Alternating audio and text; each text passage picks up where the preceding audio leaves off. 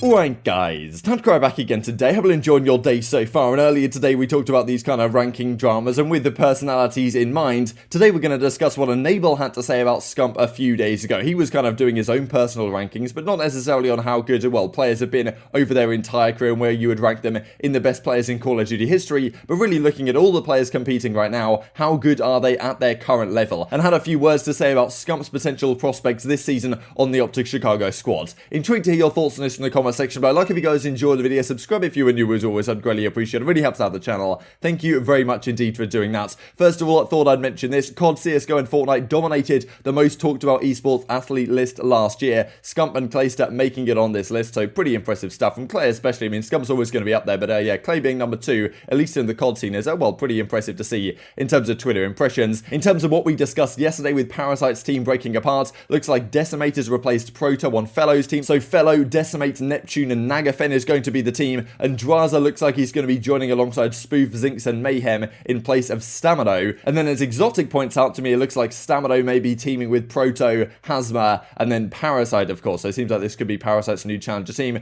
Thanks very much for pointing this out to me, Mr. Cactus Daniel. Mork says as well, scrims with Eggs, Lacefield and Yeez. Looks like this guy Yeez is going to be replacing Noisy on this team. A lot of people have said pretty good things about this guy, so definitely a squad to keep your eyes on for the next Challengers Cup coming up next weekend. As I'm sure you guys saw last night as well, the owner of Heretics, this guy, I don't know how you better pronounce this, but he had 2.4 million views on Twitch. I mean, it was honestly a landmark moment. I had no idea how this was even happening. But yeah, the Spanish scene coming through in spades once again. And we remember a few years ago in the Call of Duty scene, I mean, only really a couple of years ago, Heretics, Take My Vamos, all this good stuff. It was great to support the Spanish scene. However, with the C deal coming into play for 2020, the Spanish guys did not get a spot. Apparently, they were putting in a bid, they were ready to go, but well, the CDL decided they preferred a London and a Paris team as opposed to a Madrid team or something like that. But to my understanding, I mean, surely, right, if you're expanding to 16 teams next season, as I believe they will be, surely you've got to have a team in Spain, right? It only makes sense. I mean, the players they've got are fantastic. I mean, the community is just phenomenal. And if you're expanding by 4 more teams, at least one of them has to be outside of the US. And if it's outside of the US, then probably the prime city right now should be Madrid. And then maybe you consider like an Australian team or something like that if you go to 20 teams. But I really hope it does happen. And as a couple of wonderful gentlemen pointed out to me, this tweet from the 3rd of January, the ghost of the past, someday Madrid will have a CDL square. Hopefully soon.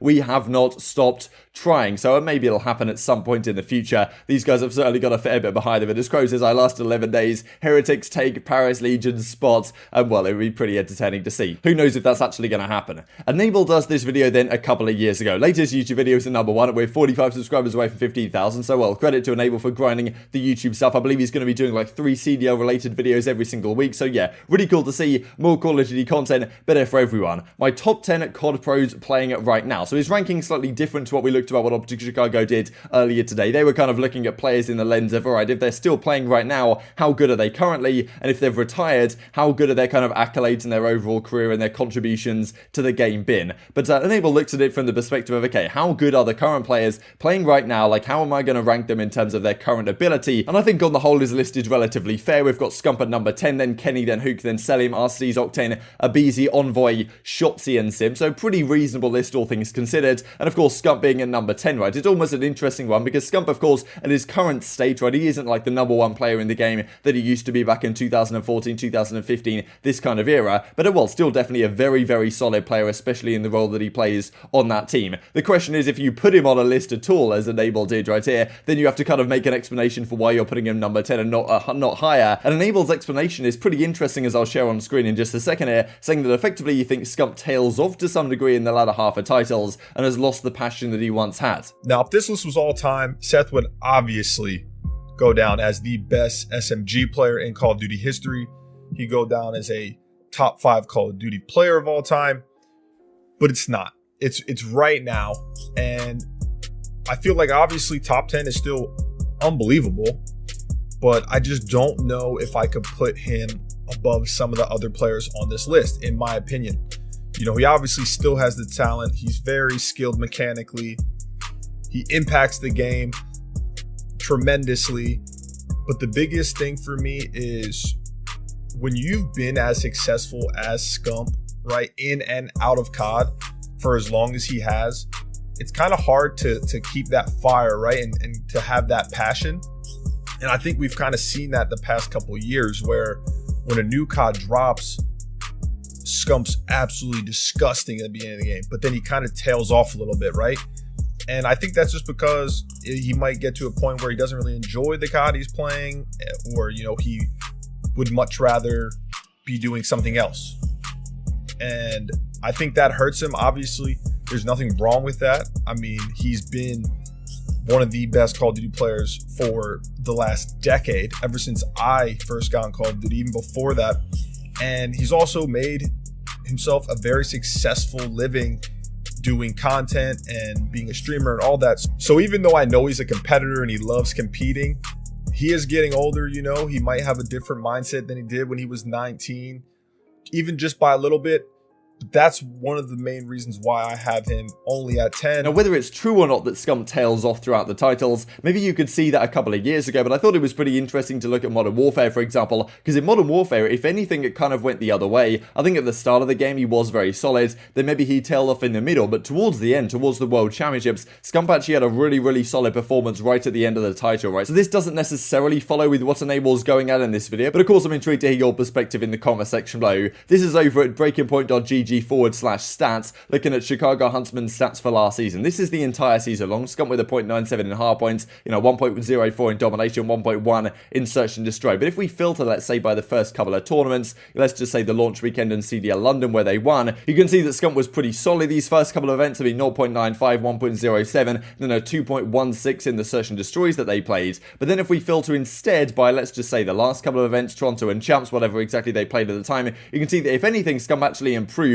towards the latter half of the season with a 1.05 in hardpoint right here, 1.1 in domination, and then a 1.16 in search and destroy. A lot of people saying that his Champs performance was very, very strong indeed last year, as I believe it was from the eye test as well perspective. So maybe Enable has a point about previous seasons, but certainly it seemed like last season's Scump, if anything, kind of rekindled the love and the fire he had for the game. Maybe it helped the Prestinni change, and Gunless coming out of the team, maybe it made their vibes somewhat better, you know, going forward, and made it a more enjoyable playing experience. There were some discussions from Arcitys as well, the fact that if you're streaming, it definitely takes away, streaming the scrims, for example, takes away to a certain degree from, well, how much you can concentrate on it and how much you're really focusing on actually winning events and stuff. So I wonder what you guys think about this. Do you think Scump does tail off in the latter half of titles? Do you think he has lost a degree of the passion that he had in previous years? And if that is the case, in a 4 versus 4 situation, how well are these guys going to compete, right? Because on paper, OpTic Chicago probably upgraded over last season. In theory, maybe going from the 5v5 to 4v4 at least. Arcitys was a bit of a loss, but okay, Prestinni comes out,